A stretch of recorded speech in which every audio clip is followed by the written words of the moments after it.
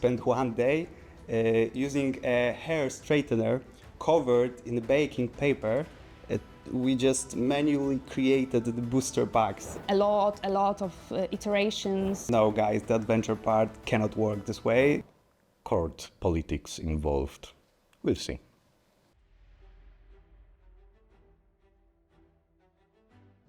Hey guys, Kamil Cieśla here, and today with my friends I'm going to talk and show you a little bit more information about the Dragon Eclipse Grand Quest. We will talk about how the first Dragon Eclipse was prepared. You will listen a little backstory of our work. I hope you enjoy it, so sit down and let's start. Hi, my name is Wojciech Zieliński. I am game developer at Awaken Realms, and during the first installment of the game, I was responsible for designing and developing expansion Foray into the Shadow Realm. Hi, I'm Wojtek Frelich. I'm working at Awaken Realms as a designer, and in Dragon Eclipse I was the lead developer and co-designer of the game. Hi, my name is Paulina and I am a junior developer in Awaken Realms.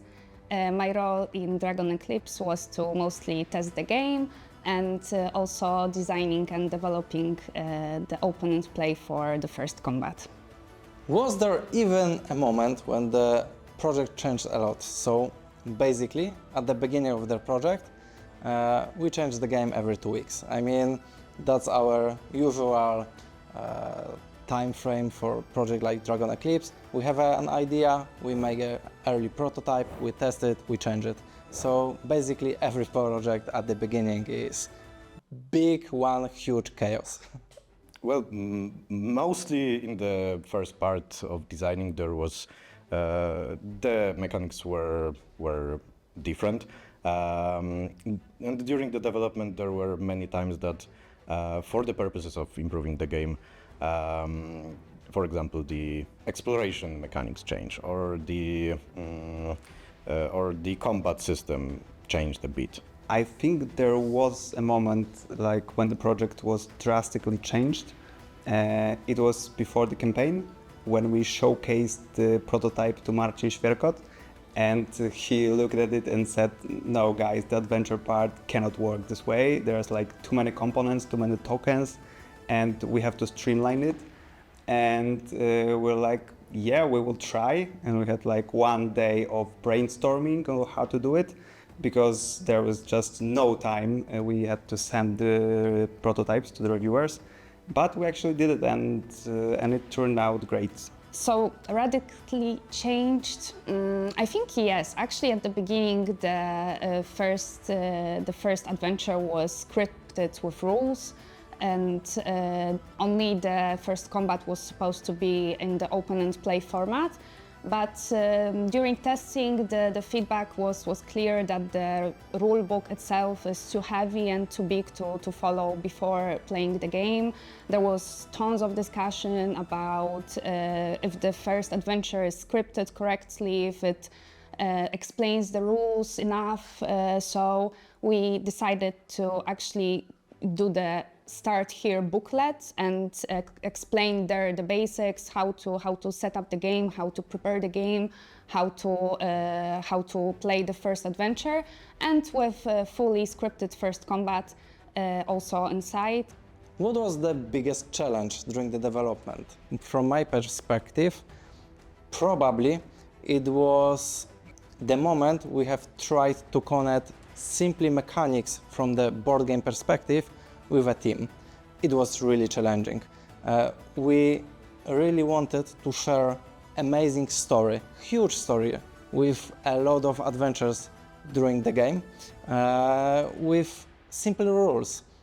So the biggest challenge during the development for me was to keep up with the team, because I joined in the middle only for testing and doing this open and play, and the team was actually doing a lot of iterations with the balancing and the effects on the Mystling action cards. So sometimes my opponent play was just out of date and lag behind. So it was for me a challenge to actually join the team and follow up the changes. The biggest challenge, I mean, there were a lot of challenges since like this was my first project as a lead developer, but I think the biggest one was also right before the campaign,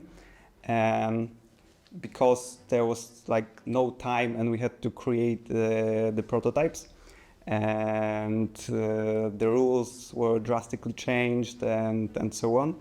And like the story that I will remember to the end of my life is when we had to create a booster packs for the game, for the reviewers. And the problem was that there was no company in Europe that made them, at least not for the scale that we needed to. We only needed like few booster packs for the reviewers. We had to do them by hand and our project manager Adrian ordered a sheet of foil, and we printed out transparent stickers with Dragon Eclipse logo.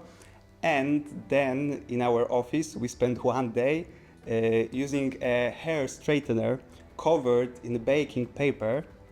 We just manually created the booster packs, and it was awesome. I mean, they turned out okay. We actually sent them to the reviewers. You can check them out on the early videos from the game.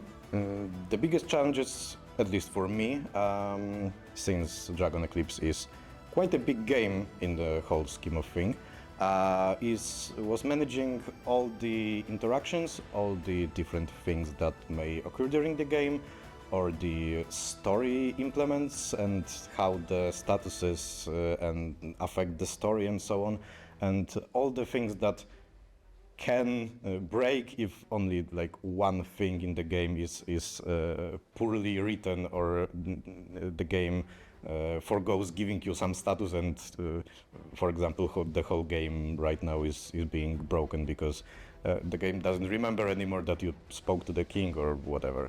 I couldn't expect that so many of the community users will paint their minis. I mean, on our Facebook page, every day somebody has posting the new pictures with totally amazing painted miniatures. And as a wargamer player, I really love it. I mean, every time I click like, I click the heart button, and I enjoy it so much. The reviews and opinions about the game. I am not following them very strictly. From what I know, some people like to paint, and some people after the adventure are trying their best at PvP mode, and also rating it very highly. So I am also very happy with those news. I'm super excited that people are actually loving the game, and there are a lot of positive reaction, positive reviews, and also the BGG ratings actually, I think, represents how good the game is received. I'm extremely happy that you are rating the game really, really high, that you are actually mentioning the Start Here booklet in the reviews, and you are enjoying the game. For me, it's really, really motivating to do this job, and actually the best way to get a nice feedback for the next opponent plays, for example. So, saying that, I encourage you to comment and rate the game, because we love it and that makes our days better. The Dragon Eclipse, the Grand Quest, starting from the end. Yes, I will be involved in making the game. I will be the lead developer of this game, and I am happy to partake in that role. What can you expect? It will be in some ways similar to the first game. The world is mostly the same. The Mystlings are new. The story is also new because, as in the first game, we were trying to show a bit of conflict between two sides. And since this game will be happening thousand years earlier in the game story, this conflict will be a bit more tangible and very much easier to follow, because those both fractions will be present at the same time at the same place, and it might be a little bit more like court politics involved. We'll see. What's next? Personally, I'm not involved in the Dragon Eclipse Grand Quest, but I am involved in doing most of our open plays, so probably I will jump in and do this again for the second installment. What's next? What is idea about the Dragon Eclipse 2? So basically, in our head, the idea is that we are going to provide new stuff to the Dragon Eclipse universe. The Grand Tournament, so the second part of the game, has slightly other vibe if you compare it to the first Dragon Eclipse, because at the beginning of the story there is so much space for sandbox elements. I mean, you have houses, you get your reputation, you change and choose your destiny, your next scenarios. It's much less linear if you compare it to the first Dragon Eclipse. But that's not all. We have also developed the Mystling Academy. So that is a small box with 2 miniatures inside, and that's everything you need to start playing with your friends the PvP mode, so player versus player mode in Dragon Eclipse world. So basically we have huge new adventure with some kind of new vibe, and we have those Dragon Eclipse Mystling Academy PvP boxes. So I'm not personally involved in creating the Dragon Eclipse Grand Quest, but I share some thoughts with Kamil on how the project could look like, and I'm also always happy to playtest things for the team. So at the end, I would like to give huge shout out to all my friends who sacrificed their private time and evenings testing my open play. I love you. It was really, really nice that you involved in this. So I would like to mention 2 people without whom this project would not be possible.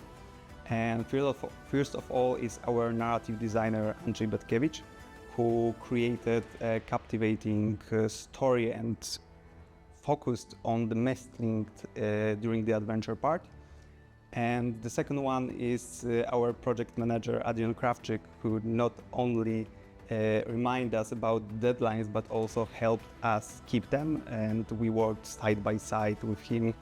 And he was also a developer and designer, so he helped us a lot with his insight. And at this point, I want to thank you first to every person that helps to create us a Dragon Eclipse. You can see me on this video, you can see my friends that was working really close to the project, but you won't see dozens of people who support us, who created great illustrations, who tested it and played many times before we printed the game. You can see our back office, you can see those great people who are recording it. So one huge thank you for everyone that helps us bring that project alive, and very huge thank you for you, for our community, for your support, and together we have managed to create a really awesome game. Thanks.